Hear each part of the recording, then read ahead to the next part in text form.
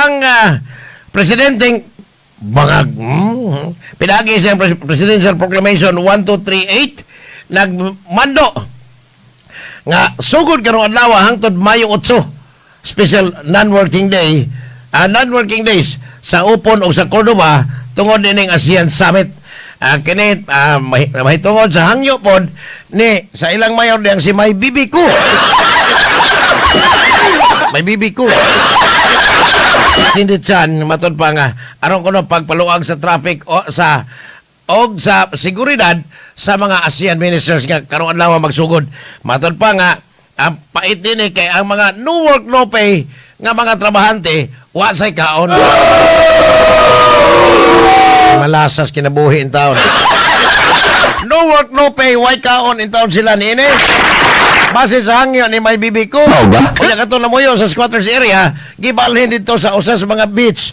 Aron ko no di makita sa mga delegadong naday daghang pobre aning upon. Giga. Dito sa Minglanilla, pinagi ni Attorney Ben Cabredo, kagahapon, ang RTC Branch 76 sa Naga, pagawas o kamandoan, nining Temporary Environmental Protection Order or TIPO, batok sa Jumara Construct o Jumara Agri-Foods Corporation, aron pagpaundangon ang ilang quarry operations sa Barangay Gindaruhan, Minglanilla, base kini ang maong finding pinaagi po sa Mines and Geosciences Bureau, Myra. Karong adlaw ang hearing nila sa maong kaso, ang sumaray hearing, kumbate ani si Attorney Ben Cabredo ang base sa iyang gipangayong tipo sa husgado, Myra. Perti ko nung delikaduhan ay 23 ka mga panimahay sa ubos. Ganun din, kuya ko nung kaig mo hagsa ang mga yuta diha tungod nining gingong perting daghana ng gipang kubkob sa maong barangay nga delikado sa mga namuyo sa ubos. Mayra po ay mayra kay perting grabiha kanin Jumara Construct perting ning grabiha di ka nagsurigaw ni Pauli de Cebu. Mao ni ang naghakot kani atos basura Cebu City nga gingong perti pong pagka grabiha sa korupsyon. Samtang ang Bishop-elect dito sa Bohol si Bishop Unta Geraldo Saco ni balibad sa iyang appointment isip Bishop o Obispo dito sa maong lalawigan ni matod pa ni Bishop Geraldo Saco nga di masud og sako ang iyang kaguol tungod kay iyang gibalibaran apan tungod sa iyang vocation isip pare magpabili ng kuno siyang pare hangtod sa iyang tibuok kinabuhi unya ang iyang untang ordinasyon isip Bishop karon untang Mayo 26 gikatagda nini apan matod pa niya pabili lang kong pare wapay gitudlo ang Santo Papa nga ipuli niya kay ang kanin si Father Gerardo Saco gitudlo ni Santo Papa ni atong Marso 25 so doon ta kabuan human siyang pagkatudlo, ordinahan lang ta siya, pero matod pa ni Father Saco, sa pabili lang ko diri Saco, Di ay, murag, magkayangayon ng balita, kay bida, sige mo na niya, watay, atong paningkamotang magkontak na to niya ang mga kahugpungan, leader sa nagkalain kahugpungan niya sa Carbon Market, kaning Vendors Group, o Vendors Association, aron, mapatubag ni sila. Matod pa, gisugda na ang investigasyon sa Cebu City Government kabahin ining giingong illegal nga mga pagpangubra sa nagkalain-laing mga Vendors Association nga mukabat og 18 million kada buwan nakuha ni ay. Matod pang Mayor ni Sir Archibald nga kining maong collection nga moabot ang binilyon mas dako pa dahil sila magkolekta kasi sa gobyerno nga mo nag-operate ning amoy na nag-iyan ning maong merkado hinungdan nga imbestigar na ni Mayor ang maong kalihukan niya kay matod pa perti nag-iyan kabatong Ros Maria Pino dinagko na nangyayari dili na Pino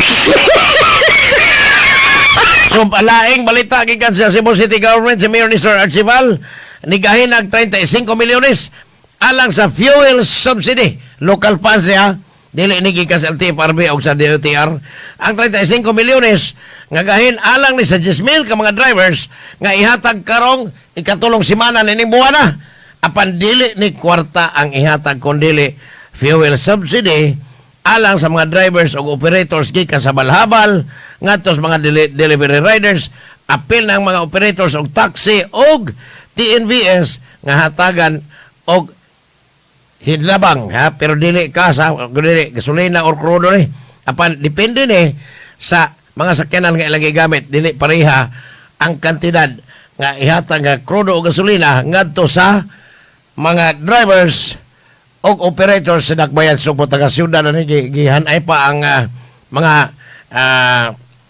mga mechanics ani kung unsaon paghatag pagapon-apon ang fuel subsidy alang sa mga drivers. Mo ani ang gibagulbulan ng tao kay ang DOTR hantod karon manggid paghatag in taon. Samtang diaray ha. Samtang ang ombudsman ni mando na ni Attorney Hans Daniel Sinugbuhan, ang abogado sa City Traffic Management sa Lapu-Lapu City, nga musubmit sa iyang counter affidavit so sa 15 kadlaw. Kini kabahin ni sa gipasakang kaso ni Attorney Roy Buenape nga murag magipasangin lang mo nag-abugar na hinuon. Ni atong babaeng nadumbulan sa sakyanan sa iyang anak, diin matod pa doon nato'y kusgan nga uyab. Tinoon ni Attorney. Dili si Attorney Sinugbuhan ha. Hawa na limot kung detalye ko ano kana na ang kompletong detalye. Ako haon akong detalye ani ug ako ning balik kag hisgot ha. Ako ning balik kag hisgot kay i-submit gipatubag na si Attorney Sinugbuhan sa ombudsman sud sa 15 dias human madawat ang communication gikan sa ombudsman mao na ni. Mayra kay mura magag-correct nyo ha. Attorney Sinugbuhan mura kag-correct. Flood control no more. Ay wa na gyud mao ni kapait kay human aprobahan sa Provincial Development Council ang laraw ni Governor Pampari 4 base sa ayang hangyo sa national government agencies like sama sa DPWH karon i-aprobahan na dunay 5 ka mga dam ang tukuron sa laing mga dagkong sapa dinhi Sugbo. Nagkantidad nigtag sa kabilyon ang maong dam nga tukoron aris mananga wa na riya di nakasapi ani wa na flood control ani riya hasta sa Alan Kirante murag wa na flood control po og si Jonathan Kirante. Samtang dito kot-kot niluan ay si Diok Prasco po ni wa na flood control budget ani kay ano lata na sa kay mo Matod pa, butangan po dito sa kot-kot niluan, nagkantidad ka po sa kabilyon. Ay. Saan pag-budget and flood control nyo? Unya, gawa sa kot-kot niluan, di apo'y Butuanon River. Ay, di apo dire, lulipap Butuanon dito. Wa na budgetan o flood control. Hasta si Jerome Awit, matod pang Edward Digas. Edward Digas, may ilang suon nga amigo ani. Dili na po, makasapi. Ay, dako. Manay lipak nga magamit ani kay wala may flood control tungod kay butangan na magdam. Ang Kansaga Consolacion River butangan pod nini aligado kasi kay sir mo to. Kumulok may bawo na ko uy. Ingon pod ang tighimo nga pay bawo mo daghang kay kaso ay napay kaso ni mo tax evasion di bagtay na mataba. 102.9 million so kon nini aligado. Kansaga River Consolacion ni ug ang Danau Riverboat butangan gyapon 5 ni ka mga dagkong dam ang buhaton sa DPWH posible sunod tuig tuman ang maong proyekto aron maundang na ang flood control anomaly or pundo ang naka-eskapo niini nga dunay 3.3 billion ang malabuyok ang kinatibukan nga 7th district dunay 12 billion kapin pinaagi ni Peter Calderon. Huwag tukoron ito, Terda. Murag pinangga ka sa Ginoo. Pinangga ka sa tanas, bro. Ang igsoon ni Presidente Bongbong Marcos, ang senadora nga si Aimee Marcos, gihinganlan ni Malacanang spokesperson Attorney Claire Castro nga si Aimee numero 1 but-buton. Gabiha ni magsuunap tungod lagi sa kahangol politika si Aimee manunglo mayon nga igawas ng imuhang medical records ya.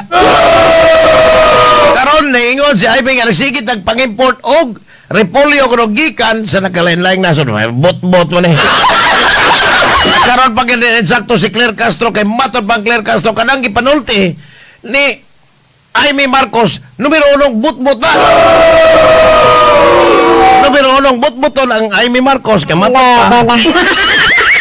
Wagin may tabong mang-import kay matod pang Claire Castro nagka-istorya mi ni Kiko Laurel Chu Jr. nga mao'y Department of Agriculture Secretary siya wa man may magawa na nahi. Wa man may mang-import na nahi. Patakam na sa Aimee. Ingan lang sa numero 1 butbuton sa Malacanang bisag igsoon niya ang presidente.